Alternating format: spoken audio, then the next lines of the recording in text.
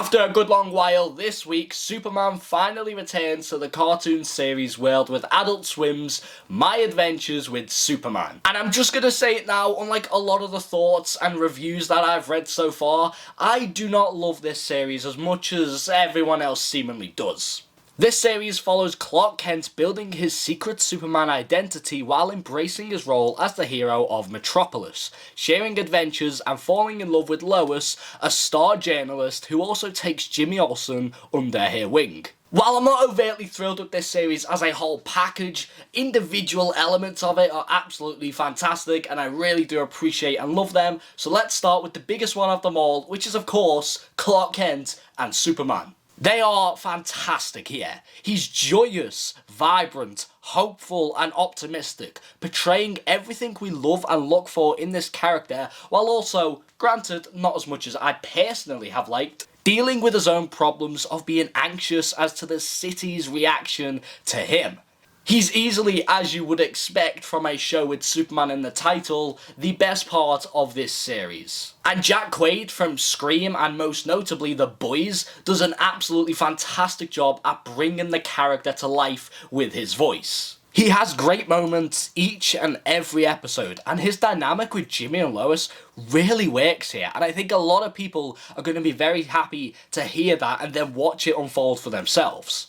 Now, speaking of the trio, Lois is just okay. I'll be honest, I found her to be kinda annoying at first, and throughout you do warm up to her and she still has nice moments throughout. Her chemistry with Clark is really well handled and charming here. Now as for Jimmy, he's great. It's great to actually see him be involved in a Superman story for the small or big screen again, and I hope as the series potentially goes on, we can see even more from him and his awkward mannerisms and involvement within the group. Perry White is also in this show, not as much as I maybe would have liked, but he's in it, and he is great. Every time he is on screen, I couldn't help but just have a big grin on my face. As for the sort of story of the show, I was recently asked on Twitter, which you can find by the way at TomMCJL, if it's more so episodic or if it's building towards something bigger than that. And it's sort of both, but I can't say too much without spoiling it. But it is definitely going somewhere, and episodes 7 to 10 will really start to show that to everyone.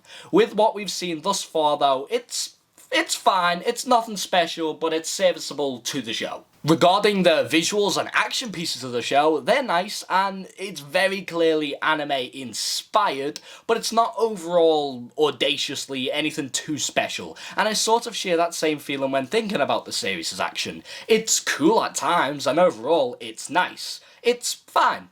Now, where my problems do lie with this show is not so much in one element or another. As you know, from this review, I like the characters and I like their characterizations and their portrayals. It more so lies with the show as an overall package. I found it very, very lacking of a real reason to watch, a real hook, something that really grabbed my attention and made me want to just carry on and love it. It's a very generic, fine, and dare I say slow, by the numbers Saturday morning cartoon that I would have definitely liked more had I been 10 years younger than I am now and probably eaten breakfast before school.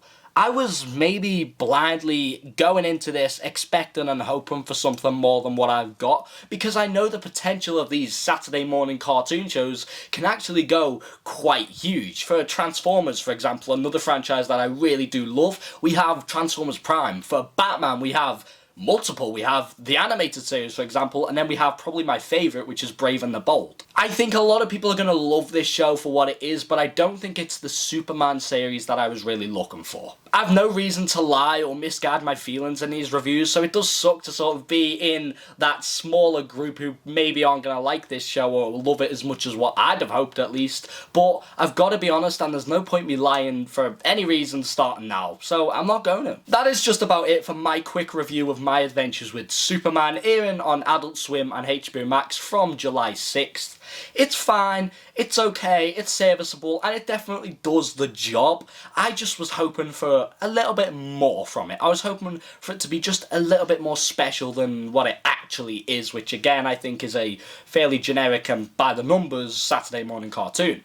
A lot of people are going to love this show, so don't let me persuade you not to see it or watch it, because I'm definitely going to be in the small consensus of thoughts with it. But that is just what I think of it. It's fine, it's got a lot of cool elements, but as an overall package, it just didn't quite hit the mark that I was hoping it would. If you've seen the show, however, or if you're about to watch the show, comment down below your thoughts. How excited are you? What did you love most about it? That'll all be great to hear, and I hope to see you in my next one. Take it easy, guys.